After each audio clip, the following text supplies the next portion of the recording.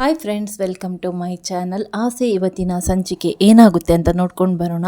ಮನೋಜ ಒಂದು ಪೇಪರನ್ನು ತೆಗೆದುಕೊಂಡು ಬರ್ತಾನೆ.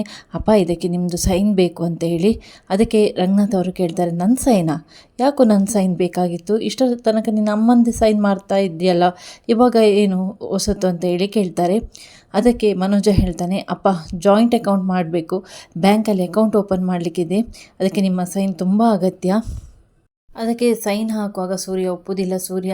ಸೂರ್ಯ ಪೇಪರನ್ನು ಎಳೆದು ತೆಗಿತಾನೆ, ಓದ್ತಾನೆ. ಅದಕ್ಕೆ ಮನೋಜ್ ಹೇಳ್ತಾನೆ, ನಿನಗೇನೋ ಅರ್ಥ ಆಗುತ್ತೆ, ಸ್ವಲ್ಪ ಸುಮ್ಮನಿರು, ಎಲ್ಲ ಅರ್ಥ ಆಗುತ್ತೆ ಅಂತ ಹೇಳಿ ಸೂರ್ಯ ಹೇಳ್ತಾನೆ. ಸೂರ್ಯನಿಗೆ ಏನೂ ಅರ್ಥ ಆಗೋದಿಲ್ಲ. ನೋಡುವಾಗ ಬ್ಯಾಂಕ್ ಪೇಪರ್ನ ಥರನೇ ಇರುತ್ತೆ. ಅಪ್ಪ, ಇದಕ್ಕೆ ಸೈನ್ ಹಾಕ್ಬೋದು, ನೋಡುವಾಗ ಬ್ಯಾಂಕ್ ಪೇಪರ್ ಥರ ಉಂಟು ಅಂತ ಹೇಳಿ ಹೇಳ್ತಾನೆ. ಆಗ ಮೀನಾ ಮಧ್ಯೆ ಮಾತಾಡ್ತಾಳೆ, ಮಾವ ಸೈನ್ ಹಾಕುವಾಗ ಸ್ವಲ್ಪ ಜಾಗ್ರತೆ ಮಾಡಿ ಅಂತ ಹೇಳಿ ಹೇಳ್ತಾಳೆ. ಅದಕ್ಕೆ ಶಾಂತಿ ಬೈತಾಳೆ, ಏನೇ ನಿಂದು ನಂಗ್ಲಿನ್ ತಂದು ಮೊದಲು ಟೇಬಲ್ ಒರೆಸ್ಕೊ ಅಂತ ಹೇಳ್ತಾಳೆ. ಆಗ ಮೀನಾ ಟೇಬಲನ್ನು ಒರೆಸ್ಕೊಳ್ತಾ ಇರ್ತಾಳೆ. ಅಷ್ಟೊತ್ತಿಗೆ ಮೀನಾಳಿಗೆ ಸೀನು ಬರುತ್ತೆ.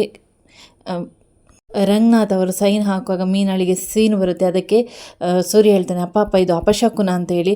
ಹಂಗೇನಿಲ್ಲ, ಇವಳು ಧೂಳು ಒರೆಸ್ತಾ ಇದ್ಲು, ಹಾಗೆ ಸೀನ್ ಬಂತು ಅಂತ ಹೇಳಿ ಶಾಂತಿ ಹೇಳ್ತಾಳೆ. ನೀವು ಸೈನ್ ಹಾಕ್ರಿ ಅಂತ ಹೇಳ್ತಾಳೆ. ಆದರೆ ರಂಗನಾಥ್ ಅವರು ಮತ್ತೆ ಸೈನ್ ಹಾಕುವಾಗ ಮತ್ತೆ ಸೀನ್ತಾಳೆ. ಆಗ ಸೂರ್ಯನಿಗೆ ಡೌಟ್ ಬರುತ್ತೆ, ಏನೋ ಇಲ್ಲಿ ವಿಷಯ ಇದೆ ಅಂತ ಹೇಳಿ. ಆದರೆ ಅಷ್ಟಾಗಿ ಅವನು ತಲೆ ಕೆಡಿಸುವುದಿಲ್ಲ. ಸೂರ್ಯ ಕೂಡ ಇನ್ನೊಂದು ಸಲ ಸೈನ್ ಹಾಕುವಾಗ ಪೆನ್ ಏನು ಬರೆಯುವುದಿಲ್ಲ. ಅದಕ್ಕೆ ರಂಗನಾಥ್ ಅವರು ಹೇಳ್ತಾರೆ, ಇದೇನೋ ಪೆನ್ ಅಂಟಿಸೋದಿಲ್ಲ ಅಂತ ಹೇಳ್ತಾರೆ. ಆಗ ಮನೋಜ, ಅಪ್ಪ, ಈಗ ನನ್ನ ಹತ್ರ ಪೆನ್ ರೆಡಿ ಇದೆ ಅಪ್ಪ, ತಗೊಳ್ಳಿ ಅಪ್ಪ, ಸೈನ್ ಹಾಕಿ ಅಂತ ಹೇಳ್ತಾರೆ. ರಂಗನಾಥ್ ಅವರು ಸೈನ್ ಹಾಕೇ ಬಿಡ್ತಾರೆ. ಆದರೆ ಈ ಮನೋಜ ದೊಡ್ಡ ಕಂತ್ರಿ. ರಂಗನಾಥ್ ಅವರ ಸೈನನ್ನು ಫೋರ್ಜರಿ ಮಾಡೋಕೆ ಅಂತಲೇ ರಂಗನಾಥ್ ಅವರ ಹತ್ರ ಸೈನನ್ನು ತೆಗೆದುಕೊಂಡಿರ್ತಾನೆ. ವಿಶಾಲಾಕ್ಷಿ ತನ್ನ ಚಾಣಾಕ್ಷ ಬುದ್ಧಿಯನ್ನು ಉಪಯೋಗಿಸಿ ಶಾಂತಿಯ ಮನೆಯನ್ನು ಒಡೆದುಕೊಳ್ಳುವಂಥ ದೊಡ್ಡ ಪ್ಲ್ಯಾನ್ಗೆ ಕೈ ಹಾಕಿರ್ತಾಳೆ. ಆ ಪ್ಲ್ಯಾನಲ್ಲಿ ಮನೋಜ ಮತ್ತು ಶಾಂತಿ ಇಬ್ಬರು ಹಳ್ಳಕ್ಕೆ ಬಿದ್ದಿರ್ತಾರೆ. ಆದರೆ ರಂಗನಾಥ್ ಅವರಿಗೆ ಈ ವಿಷಯ ಗೊತ್ತಿರೋದಿಲ್ಲ. ಅವರು ಪಾಪ ಸೈನನ್ನು ಹಾಕಿರ್ತಾರೆ. ಇತ್ತ ಕಡೆ ಮನೋಜ ಅವರ ಆ ಸೈನನ್ನೇ ಇಟ್ಕೊಂಡು ತುಂಬ ಸಲ ಕಾಪಿ ಮಾಡ್ತಾನೆ. ಆ ಸೈನನ್ನು ಒಂದು ಕಡೆಯಿಂದ ಹಾಕ್ತಾನೆ, ಒಂದು ಕಡೆಯಿಂದ ಗೀಚ್ತಾನೆ, ಒಂದು ಕಡೆಯಿಂದ ಪೇಪರನ್ನು ಹರಿದು ಬಿಸಾಡ್ತಾನೆ. ಹೀಗೆ ಅವನ ರೂಮಲ್ಲಿ ಮಾಡ್ತಾ ಇರ್ತಾನೆ. ರಂಗನಾಥ್ ಅವರ ಸೈನನ್ನು ಲಾಸ್ಟಿಗೂ ಕೂಡ ಫೋರ್ಜರಿ ಮಾಡೇ ಬಿಡ್ತಾನೆ. ಹಾಗೆ ಮೀನಾ ಕಸ ಗುಡಿಸ್ತಾ ಇರ್ತಾಳೆ. ಮೀನಾ ಕಸ ಗುಡಿಸುವಾಗ ಕೆಲವು ಪೇಪರ್ಸ್ಗಳು ಎಲ್ಲ ಇರುತ್ತೆ. ಅದನ್ನು ಸೂರ್ಯ ಹೆಕ್ತಾನೆ. ಆದರೆ ಪೇಪರಲ್ಲಿ ಏನಿದೆ ಅಂತ ಸೂರ್ಯ ಕೂಡ ನೋಡೋದಿಲ್ಲ. ಮಾತಿನ ಗಲಿಬಿಲಿಯಲ್ಲಿ ಸೂರ್ಯ ಕೂಡ ಆ ಪೇಪರನ್ನು ಮುದ್ದೆ ಮಾಡಿ ಡಸ್ಟ್ಬಿನ್ಗೆ ಎಸಿತಾನೆ. ಮೀನಾ ಕೂಡ ಆ ಪೇಪರಲ್ಲಿ ಏನಿದೆ ಅಂತ ನೋಡೋದೇ ಇಲ್ಲ. ಅವಳು ತನ್ನ ಪಾಡಿಗೆ ಕಸವನ್ನು ಗುಡಿಸ್ತಾ ಇರ್ತಾಳೆ. ರೋಹಿಣಿಯ ಮಗ ಕ್ರಿಶ್ಗೆ ತುಂಬ ಜ್ವರ ಬಂದಿರುತ್ತೆ. ಅವನ ತಲೆ ಮೇಲೆ ಥಂಡಿ ಬಟ್ಟೆಯನ್ನು ಹಾಕಿರ್ತಾರೆ. ಆಗ ರೋಹಿಣಿ ಅಲ್ಲಿಗೆ ಮನೆಗೆ ಬರ್ತಾಳೆ. ಅಮ್ಮ, ಏನಾಯಿತು ಅಂತ ಹೇಳಿ ತಾಯಿ ಹತ್ರ ಕೇಳ್ತಾಳೆ. ಕ್ರಿಶ್ಗೆ ತುಂಬ ಜ್ವರ ಬಂದಿದೆ, ಮದ್ದೆಲ್ಲ ಮಾಡಿಕೊಟ್ಟೆ, ಆದರೂ ಕೂಡ ಕಡಿಮೆ ಆಗೋದಿಲ್ಲ. ಸರಿ ಆಯಿತು, ಡಾಕ್ಟ್ರ್ ಹತ್ರ ಕರ್ಕೊಂಡು ಹೋಗೋ, ನಾನು ಕ್ಯಾಬ್ ಬುಕ್ ಮಾಡ್ತೇನೆ ಅಂತ ಹೇಳಿ ಕ್ಯಾಬ್ ಬುಕ್ ಮಾಡಲಿಕ್ಕೆ ಹೋಗ್ತಾಳೆ. ಕ್ಯಾಬ್ ಬುಕ್ ಮಾಡುವಾಗ ಯಾವುದೇ ರೀತಿಯಾಗಿ ಕ್ಯಾಬ್ಗಳು ಅವೈಲೇಬಲ್ ಇರುವುದಿಲ್ಲ. ಅನಂತರ ಏನು ಮಾಡೋದು ಅಂತ ಹೇಳಿ ಗೊತ್ತಾಗದೆ ವಿಶಾಲಿಗೆ ಕಾಲ್ ಮಾಡ್ತಾಳೆ. ವಿಶಾಲಿಗೆ ಕಾಲ್ ಮಾಡಿದಾಗ ವಿಶಾಲು ಕಾಲ್ ಪಿಕ್ ಮಾಡ್ತಾಳೆ. ವಿಶಾಲ್ ಹತ್ರ ನಡೆದಂಥ ವಿಷಯ ಹೇಳ್ತಾಳೆ. ಮಗನಿಗೆ ಹುಷಾರಿಲ್ಲ, ಹೀಗೆ ಡಾಕ್ಟರ್ ಹತ್ರ ಕರ್ಕೊಂಡು ಹೋಗಬೇಕು, ನಿಮ್ಮ ಕ್ಯಾಬ್ ಡ್ರೈವರನ್ನು ಕಳಿಸ್ತೀರಾ ಅಂತ ಹೇಳಿ ಕೇಳ್ತಾಳೆ. ಅದಕ್ಕೆ ವಿಶಾಲ್ ಹೇಳ್ತಾಳೆ, ಕ್ಯಾಬ್ ಡ್ರೈವರ್ ಯಾಕೆ, ನಾನೇ ಡಾಕ್ಟ್ರನ್ನು ಕರ್ಕೊಂಡು ನಿಮ್ಮ ಮನೆಗೆ ಬರ್ತೇನೆ ಅಂತ ಹೇಳ್ತಾಳೆ. ಸರಿ ಆಂಟಿ, ತುಂಬ ಥ್ಯಾಂಕ್ಸ್ ಆಂಟಿ. ಅದಕ್ಕೆಲ್ಲ ಥ್ಯಾಂಕ್ಸ್ ಯಾಕಮ್ಮ ಅಂತೇಳಿ ವಿಶಾಲು ಕೇಳ್ತಾಳೆ. ಹಾಗೆ ವಿಶಾಲು ಡಾಕ್ಟ್ರನ್ನು ಕೂಡ ಕರ್ಕೊಂಡು ಬರ್ತಾಳೆ. ಡಾಕ್ಟ್ರು ಕೃಷ್ಣಗೆ ಮದ್ದೆಲ್ಲ ಕೊಡ್ತಾರೆ.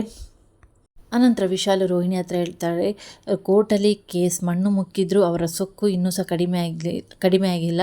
ನಿನ್ನನ್ನು ಒಂದು ಹೆಣ್ಣು ಮಗು ಅಂತ ನೋಡದೆ ಮನೆಯಿಂದ ಹೊರಗೆ ಹಾಕಿದ್ದಾರೆ. ಇನ್ನು ಅವರೇ ಆ ಮನೆಯಿಂದ ಹೊರಗೆ ಬೀಳುವಂಥ ಸಂಭವ ತುಂಬ ಹತ್ತಿರದಲ್ಲಿದೆ ಅಂತ ಹೇಳ್ತಾಳೆ. ಹಾಗೆ ರೋಹಿಣಿ ಹತ್ರ ಕೇಳ್ತಾಳೆ, ಮನೋಜ್ಗೆ ನೀನು ಇನ್ನು ಹತ್ತಿರ ಆಗಬೇಕು, ಹೀಗೆ ಇದ್ದರೆ ಆಗೋದಿಲ್ಲ, ಅವನು ನಿನ್ನ ಕಡೆ ಸಂಪೂರ್ಣವಾಗಿ ಬರಬೇಕು, ಹಾಗೆ ಹೀಗೆ ಅಂತ ಹೇಳಿ ವಿಶಾಲು ರೋಹಿಣಿಯ ಮನಸ್ಸನ್ನು ಕೆಡಿಸ್ತಾಳೆ. ಅದಕ್ಕೆ ರೋಹಿಣಿ ಹೇಳ್ತಾಳೆ, ಆಂಟಿ, ನಾನು ಕೂಡ ಆ ಪ್ರಯತ್ನವನ್ನೇ ಮಾಡ್ತಾಯಿದ್ದೀನಿ. ಏನೇ ಮಾಡಿದರೂ ಅವರು ನನ್ನ ಕಡೆ ತಿರುಗಿಯೇ ನೋಡುವುದಿಲ್ಲ. ಈಗ ಕ್ರಿಶ್ ಸಂಪೂರ್ಣವಾಗಿ ಗುಣಮುಖವಾಗಲಿ, ಆನಂತರ ನಾನು ನನ್ನ ಪ್ಲ್ಯಾನನ್ನು ಮುಂದುವರಿಸ್ತೇನೆ ಅಂತ ಹೇಳಿ ರೋಹಿಣಿ ಹೇಳ್ತಾಳೆ. ಸರಿ ಅಮ್ಮ, ಬೇಗನೆ ಒಳ್ಳೆಯ ಗುಡ್ ನ್ಯೂಸ್ ಕೊಡು ಅಂತ ಹೇಳಿ ವಿಶಾಲು ಅಲ್ಲಿಂದ ಹೊರಟೋಗ್ತಾಳೆ. ಆನಂತರ ಮೀನಾ ಮಂಚದ ಮೇಲೆ ಕುಳಿತುಕೊಂಡು ಏನೋ ಯೋಚನೆ ಮಾಡ್ತಾ ಇರ್ತಾಳೆ. ಅಂದರೆ ಕನಕನ ಬಗ್ಗೆ ಯೋಚನೆ ಮಾಡ್ತಾಳೆ. ಕನಕ ಕನಕನಿಗೆ ಅರುಣ್ ಹೊಡೆದದ್ದು ಕನಕ ತುಂಬ ಬೇಜಾರಾಗಿದೆ. ಇದರ ಬಗ್ಗೆನೇ ತುಂಬ ಹೊತ್ತು ಯೋಚನೆ ಮಾಡ್ತಾ ಇರ್ತಾಳೆ. ಆಗ ಅಲ್ಲಿಗೆ ಸೂರ್ಯ ಬರ್ತಾನೆ. ಸೂರ್ಯ ಬಂದು ನಡೆದಂಥ ವಿಷಯ ಹೇಳ್ತಾನೆ. ಅಂದರೆ ಚೀತನ ಕೇಸ್ನ ಬಗ್ಗೆ ಹೇಳ್ತಾನೆ. ಸ್ವಾಮಿ ಲಾಯರ್ ಚೀತನಿಗೆ ಬೇಲ್ ಕೊಟ್ಟಿದ್ದಾರೆ, ಆದರೆ ಅರುಣ್ನ ಲಾಯರ್ನ ಹತ್ರ ಸಂಧಾನಕ್ಕೆ ಮಾತುಕತೆಯನ್ನು ನಡೆಸಬೇಕಂತ ಹೇಳಿದ್ದಾರೆ ಅಂತೇಳಿ. ಅದಕ್ಕೆ ಮೀನಾ ಹೇಳ್ತಾಳೆ, ರೀ ನನ್ನ ತಂಗಿಯ ಭವಿಷ್ಯ ಕೂಡ ಇದೆ, ನೀವು ಮಾತಾಡೋದು ಬೇಡ ಅಂತ ಹೇಳಿ ಹೇಳ್ತಾಳೆ. ಅದಕ್ಕೆ ಸೂರ್ಯನಿಗೆ ಕೋಪ ಬರುತ್ತೆ. ಯಾಕೆ ಅಂತ ಹೇಳಿ ಕೇಳ್ತಾರೆ. ನಿಮ್ಮ ಸಿಟ್ಟು ನನಗೆ ಗೊತ್ತು, ನಿಮ್ಮನ್ನು ನೋಡಿದರೆ ಅರುಣ್ಗೆ ಕೂಡ ಆಗೋದಿಲ್ಲ, ನಿಮ್ಮಿಬ್ಬರ ವಾಗ್ವಾದ ನಡೆಯುತ್ತೆ, ಅದರಿಂದ ನನ್ನ ತಂಗಿಗೆ ತುಂಬ ನೋವಾಗುತ್ತೆ ಅಂತ ಹೇಳಿ ಹೇಳ್ತಾಳೆ. ಅದಕ್ಕೆ ಸೂರ್ಯನಿಗೆ ಕೋಪ ಬರುತ್ತೆ. ಒಡ ಹುಟ್ಟಿದವರಂದರೆ ಏನೇ ಅಂತ ಹೇಳಿ ಕೇಳ್ತಾನೆ ಸೂರ್ಯ. ಒಂದೇ ತಾಯಿಯ ಗರ್ಭದಲ್ಲಿ ರಕ್ತ ಹಂಚಿಕೊಂಡವರು ಒಡ ಹುಟ್ಟಿದವರು. ಅದೇ ಫ್ರೆಂಡ್ಶಿಪ್ ಅನ್ನೋದು ಜೀವಕ್ಕೆ ಜೀವ ಕೊಡುವಂಥದ್ದು. ನನಗೆ ಏನಾದರೂ ಆಗಿದ್ದರೆ ಚೀತ ನನ್ನನ್ನು ಈ ರೀತಿಯಾಗಿ ಒಂಟಿಯಾಗಿ ಬಿಟ್ಟು ಬಿಡ್ತಿದ್ನ ಅಂತ ಹೇಳಿ ಕೇಳ್ತಾನೆ. ಅನಂತರ ಹೇಳ್ತಾನೆ ಸೂರ್ಯ. ಮತ್ತು ಒಡ ಹುಟ್ಟಿದ ಸಂಬಂಧದ ಬಗ್ಗೆನೇ ಮೀನನಿಗೆ ತುಂಬ ಭಾಷಣವನ್ನು ಮಾಡ್ತಾನೆ. ತಂದೆ ತಾಯಿಯ ಆಸ್ತಿಯಲ್ಲಿ ಪಾಲುಗಳನ್ನು ಹಂಚಿಕೆ ಮಾಡಲಿಕ್ಕೆ ಬರುವಂಥವರೇ ಒಡ ಹುಟ್ಟಿದವರು. ಅದೇ ಫ್ರೆಂಡ್ಶಿಪ್ಪಲ್ಲಿ ಹಾಗಿಲ್ಲ. ಫ್ರೆಂಡ್ಶಿಪ್ ಅಂದರೆ ಜೀವಕ್ಕೆ ಜೀವ ಕೊಡುವಂಥವರು, ಯಾವುದೇ ಕಷ್ಟದಲ್ಲಿದ್ದರೂ ನಮ್ಮ ಹೆಗಲಿಗೆ ನೆರವಾಗಿ ಬರುವಂಥವರು ಅಂತ ಹೇಳ್ತಾನೆ. ನೋಡು ಮೀನಾ, ಕನಕನಿಗೆ ಏನಾದರೂ ತೊಂದರೆ ಆದರೆ ಎಲ್ಲರೂ ಇದ್ದೀರಾ, ಅವಳಿಗೆ ಅಮ್ಮ ತಮ್ಮ ಅಕ್ಕ ಎಲ್ಲರೂ ಇದ್ದೀರಾ. ಅದೇ ಚೀತನಿಗೆ ಏನಾದರೂ ತೊಂದರೆ ಆದರೆ ಅವನು ನನ್ನನ್ನೇ ಕಾಯ್ತಾ ಇರ್ತಾನೆ. ನನ್ನ ಫ್ರೆಂಡ್ ಸೂರ್ಯ ಯಾವಾಗ ಬರ್ತಾನೆ, ನನ್ನನ್ನು ಯಾವಾಗ ಈ ಕಷ್ಟದಿಂದ ಬಿಡಿಸ್ಕೊಳ್ತಾನೆ ಅಂತೇಳಿ ಅವನ ಕಣ್ಣುಗಳು ನನ್ನನ್ನೇ ಕಾಯ್ತಾ ಇರುತ್ತೆ.